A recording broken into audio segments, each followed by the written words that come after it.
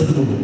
The same is getting approved for a school which was born in Colombo 15 years ago, precisely on June 1st, 2003. It had barriers to overcome. It stood up to every stumbling block that came its way. Obstacles of varying magnitudes gave way to it. Now it has learned to make strides. Today, it's celebrating its 15th anniversary with the participation of a sizable audience. Yes, of course, St. John's Public School Protocol, our dear school, is celebrating its 15th birthday today. Ladies and gentlemen, a very good afternoon.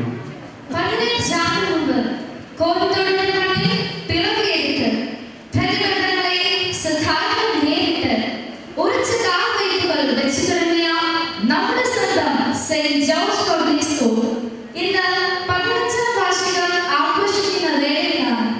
ഈ വേളയിലേക്ക് ഏവരെയും ക്ഷണിക്കുന്നു. ഈ ആഘോഷം ഗംഭീരമാക്കി തീർക്കുവാൻ ഏവരുടെയും സഹകരണം പ്രതീക്ഷിക്കുന്നു.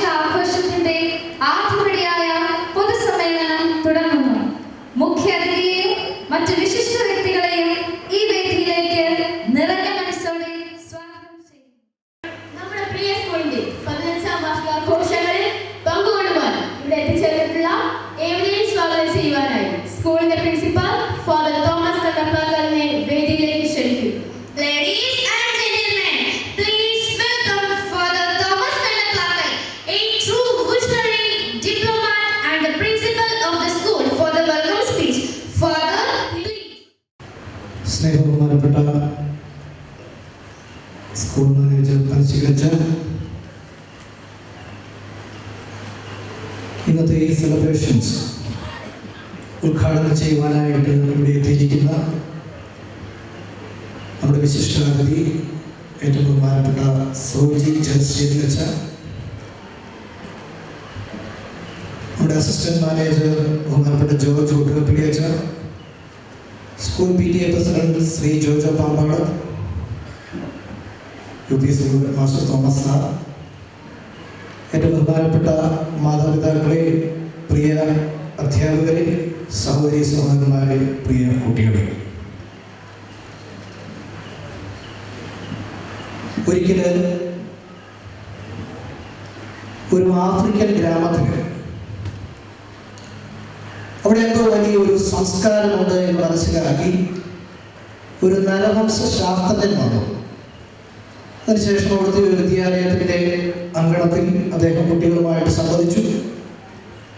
ആ വലിയ അങ്കണമുറ്റത്ത് നിന്നുകൊണ്ട് അദ്ദേഹം പറഞ്ഞു, ഈ അങ്കണത്തിൻ്റെ അങ്ങേ തലയ്ക്കൽ ഒരു മരത്തിൽ വളരെ വിലപിടിപ്പുള്ള മധുര പലഹാരങ്ങൾ നിങ്ങൾക്കായി ഒരുക്കി വെച്ചിട്ടുണ്ട്.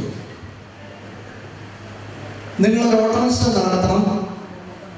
ഏറ്റവും മുൻപന്തിയിൽ ചെല്ലുന്നവന് ആ സമ്മാനം മുഴുവൻ എടുക്കാനായിട്ട് സാധിക്കും. അവർ സമ്മതിച്ചു. അതിനുശേഷം അവർ ഓട്ട മത്സരത്തിന് തയ്യാറായി നിന്നു. 1, 2, 3 സ്റ്റാർട്ട് പറഞ്ഞു. അവരാരും കൂടിയില്ല. അവരെല്ലാവരും കൈ കോർത്ത് പിടിച്ചതിന് ശേഷം ഒരുമിച്ചോടി ഒരുമിച്ച് ചെന്ന് ആ മധുര പലഹാരം എടുത്ത് പങ്കുവെച്ചു. വളരെ ആകാംക്ഷ തോന്നിയ ആ നരവംശ ശാസ്ത്രജ്ഞൻ ആ കുട്ടികളോട് ചോദിച്ചു, എന്താണ് നിങ്ങൾ മത്സരിക്കാനായിട്ട് ഓടാതിരുന്നത്? അപ്പോൾ അവരെന്താണെന്ന് പറഞ്ഞു, ഉൺബടു. എന്നതാണ് ഉൺബടു? അപ്പോൾ അദ്ദേഹം മനസ്സിലാക്കി ഉൺബടു എന്ന് പറഞ്ഞതാണ്. ഇപ്പോൾ ഒരു കൊച്ചിനോട് ചോദിച്ചു, എന്താ പറയുക ഇതിൻ്റെ അർത്ഥം? അപ്പോൾ ആ കുട്ടി പറഞ്ഞു, ഞങ്ങളിൽ ഒരാൾ സങ്കടപ്പെട്ട് കഴിഞ്ഞാൽ അതെല്ലാവരുടെയും സങ്കടമാണ്, ഒരാളുടെ സന്തോഷം എല്ലാവരുടെയും സന്തോഷമാണ്. ഞാൻ നിലനിൽക്കുന്നതിൻ്റെ കാരണം ഞങ്ങൾ ഓരോരുത്തരുമാണ്. ഇതാണ് ഞങ്ങളുടെ ഈ ഗ്രാമം, അല്ലെങ്കിൽ ഞങ്ങളുടെ ഗ്രാമങ്ങൾ വിദ്യാലയങ്ങളിൽ, ഞങ്ങളുടെ ഗ്രാമത്തിലെ വിദ്യാലയങ്ങളിൽ ലോകത്തെ പഠിപ്പിക്കുന്ന സ്നേഹ സംസ്കാരം എന്ന് പറഞ്ഞു, ഉൺബടു. ഇതിനെക്കുറിച്ച് ആഫ്രിക്കയുടെ വീര നേതാവായ നെൽസൺ മണ്ടേല ഒരുപാട് പ്രസംഗങ്ങളിൽ സൂചിപ്പിച്ചിട്ടുണ്ട്. ആഫ്രിക്കയിൽ നിന്ന് നോബൽ സമ്മാനം നേടിയ എഡ്മണ്ട് ടുട്ടു പല വേദികളിലും ഇത് ആവർത്തിച്ച് പറഞ്ഞിട്ടുണ്ട്. അതുപോലെ തന്നെ അമേരിക്കയുടെ മുൻ പ്രസിഡന്റായ ബിൽ ക്ലിന്റൺ ഒക്കെ വളരെ ആവേശത്തോടു കൂടി ഉൺബടുവിനെ കുറിച്ച് അദ്ദേഹത്തിന്റെ പ്രസംഗ വേദികളിൽ പറഞ്ഞിട്ടുണ്ട്. എന്തുകൊണ്ടാണ് അവരെല്ലാവരും ഒരേ സ്വരത്തിൽ ഈ ഉൺബടു എന്ന സ്നേഹ സംസ്കാരത്തെ കുറിച്ച് പറഞ്ഞത്? കാരണം ഇന്നത്തെ ലോകത്തിൽ വിദ്യാഭ്യാസത്തിലൂടെ ഇത്തരത്തിലുള്ള സ്നേഹ സംസ്കാരങ്ങൾ രൂപപ്പെടുന്നില്ല എന്ന് മനസ്സിലാക്കിക്കൊണ്ടാണ് അവർ ഒന്നടങ്കം അവർക്ക് ലഭിച്ച വേദികളിൽ വളരെ ആവേശത്തോടുകൂടി ഉൺബടു എന്ന സ്നേഹ സംസ്കാരത്തെ കുറിച്ച് പറഞ്ഞ് മനസ്സിലാക്കി. ഒരിക്കൽ ജപ്പാനില് ഒരു സെൻ ഗുരു നടത്തുന്ന ഗുരുകുല വിദ്യാഭ്യാസത്തില് ഒരുപാട് വിദ്യാർത്ഥികൾ, ആ നാടിന്റെ പല ഭാഗത്തു നിന്നും ഒരുപാട് വിദ്യാർത്ഥികൾ അവിടെ വന്നു. അപ്പോൾ അവരെല്ലാവരും അദ്ദേഹം പറയുന്ന പാഠങ്ങൾ മനസ്സിലാക്കി ഉൾക്കൊള്ളുകയും ഒക്കെ ചെയ്തു. വളരെ വിരുദ്ധ പിടിച്ച ഒരു ചെറുക്കനുണ്ടായിരുന്നു. എന്നും അവൻ പൊരുത്തക്കേട് കാണിക്കും. എല്ലാ ദിവസവും ഈ സെൻ ഗുരുവിന്റെ പക്കൽ അവനെ കൊണ്ടുവരും. ഗുരു അവനെ കണക്കറ്റ് ശകാരിക്കുന്നത് പ്രതീക്ഷിച്ചുകൊണ്ടാണ് വരുന്നത്. പക്ഷെ ശകാരിക്കാതെ അവനെ മാറ്റി നിർത്തി സ്നേഹം ഉപദേശങ്ങൾ നൽകുമായിരുന്നു. എങ്കിലും അവൻ അവന്റെ കുസൃതിയും മോശമായിട്ടുള്ള പെരുമാറ്റവും തുടർന്നുകൊണ്ടിരുന്നു. ഒരു ദിവസം ഈ കുട്ടികളെല്ലാവരും അവരെ വിളിച്ചുകൊണ്ട് ഈ ഗുരുവിന്റെ മുമ്പിൽ ഹാജരാക്കിയിട്ട് പറഞ്ഞു, ഇന്നും ഇവൻ കളവ് ചെയ്തിട്ട് വന്നിരിക്കുക, ഇനി ഇവനെ വെച്ച് പൊറപ്പിച്ചാൽ ഞങ്ങൾ എല്ലാവരും ഈ സ്കൂളിൽ നിന്ന് പോകും. അപ്പോൾ ആ ഗുരു അവരെ അടുത്ത് വിളിച്ച് പറഞ്ഞു, നിങ്ങൾ എല്ലാവരും പോയാലും ഞാൻ ഇവനെ പറഞ്ഞു വിടത്തില്ല.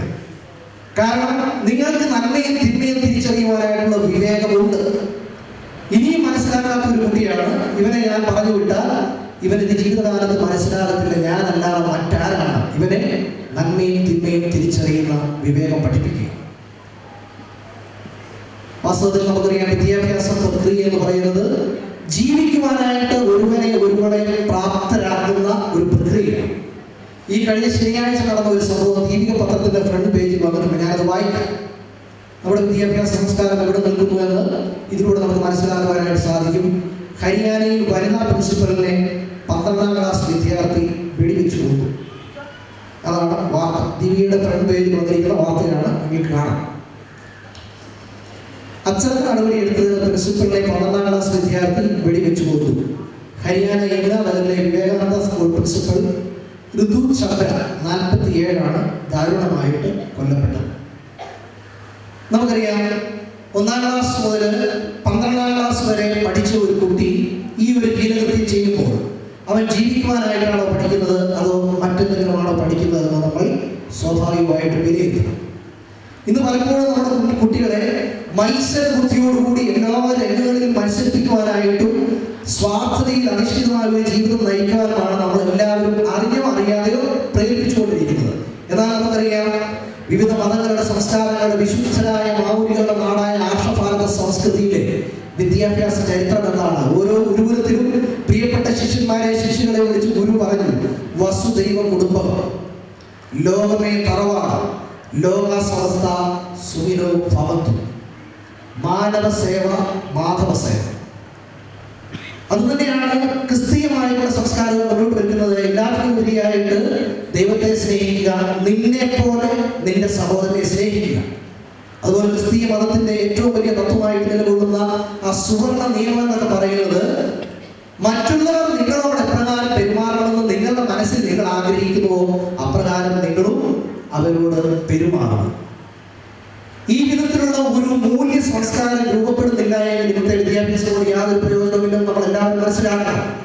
ഇന്ന് ഏതാണ്ട് 200 വർഷം മുമ്പുണ്ടായിരുന്ന അതേ പാഠ്യപദ്ധതി അല്പം ചില ചേരുവകൾ മാറ്റിക്കൊണ്ടാണ് കുട്ടികൾക്ക് നൽകുന്നത്. വിജ്ഞാനം മാത്രം പകർന്നു കൊടുക്കുന്നു. 2030 അതായത് ലോകത്തിലെ ഏറ്റവും പ്രശസ്തരായിട്ടുള്ള കമ്പനികളുടെ സിഇഒമാരായ, പ്രത്യേകിച്ച് ആലിബാബ ഗ്രൂപ്പിന്റെ, ചൈനയിലെ ഏറ്റവും വലിയ ഓൺലൈൻ വ്യാപാര ശൃംഖലയാണ് ആലിബാബ ഗ്രൂപ്പ്. അതിന്റെ സിഇഒ ആയിട്ടുള്ള ജാ മായ, അതുപോലെ തന്നെ ലോകത്തിലെ ഏറ്റവും വലിയ കമ്പനിയാണ് ആമസോൺ. A to Z എന്നാണ് അതിന്റെ സിംബൽ കൊടുത്തിരിക്കുന്നത്. എല്ലാ കാര്യങ്ങളും ഓൺലൈനിലൂടെ കിട്ടുന്ന ആ ആമസോണിന്റെ സിഇഒ ഇവരൊക്കെ പറയുന്ന ഒരു കാര്യമുണ്ട്. ഏതാണ്ട് 2030 ആകുമ്പോഴേക്കും ലോകത്തിലെ 80 കോടി ജോലി റോബോട്ടുകൾ അല്ലെങ്കിൽ യന്ത്ര മനുഷ്യൻ അല്ലെങ്കിൽ യന്ത്രങ്ങൾ ഏറ്റെടുക്കും. ഇവിടെ ഒരു കാരണവശാലും ഈ യന്ത്ര മനുഷ്യനോടോ യന്ത്രത്തിനോടോ മത്സരിക്കുവാനായിട്ട് മനുഷ്യനെ സാധിക്കുകയില്ല. നമുക്ക് ചെയ്യാവുന്ന ഒരു കാര്യം എന്ന് പറയുന്നത് നമ്മുടെ വിദ്യാഭ്യാസ സംസ്കാരത്തിൽ സോഫ്റ്റ് സ്കിൽ ഡെവലപ്പ് ചെയ്യുക എന്നുള്ളതാണ്. എന്താണ് ഈ സോഫ്റ്റ് സ്കിൽ എന്ന് പറയുന്നത്? അത് values, critical thinking, independent thinking, team work, കൂട്ടായ്മയുടെ ഒരു പ്രവർത്തനം ഉണ്ടായി എങ്കിൽ മാത്രമേ നമുക്ക് വരുന്ന കാലഘട്ടത്തിൽ സന്തോഷത്തോടെ സമാധാനത്തോടെ ജീവിക്കുവാനായിട്ട് സാധിക്കുകയുള്ളൂ എന്നുള്ള ഒരു വലിയ കാര്യം കൂടി പറഞ്ഞു വയ്ക്കുകയാണ്. അത് മനസ്സിലാക്കിക്കൊണ്ട് തീർച്ചയായിട്ടും ഇന്ന് ഞാൻ വായിച്ച വാർത്തയുടെ അടിസ്ഥാനത്തിൽ നമ്മുടെ കുഞ്ഞുങ്ങൾക്ക് വളരെ രൂപാന്തരപ്പെട്ട സ്വഭാവം ഉണ്ടാകുവാൻ വേണ്ടി അടിസ്ഥാനപരമായിട്ട് നിങ്ങൾ ഭവനത്തിന് അവരെ രൂപപ്പെടുത്തിയെടുക്കണം. അതിൻ്റെ ബാക്കി പത്രം എന്ന് വേണം ഇവിടുത്തെ അധ്യാപകരും അതുപോലെ വൈദികരും ഒക്കെ ചേർന്ന് അവരെ നല്ല സ്വഭാവത്തിൽ രൂപപ്പെടുത്തി എടുക്കുമെന്നുള്ള കാര്യത്തിലൊന്നും യാതൊരു സംശയവുമില്ല. അപ്പോൾ തീർച്ചയായിട്ടും നമ്മൾ എന്ത്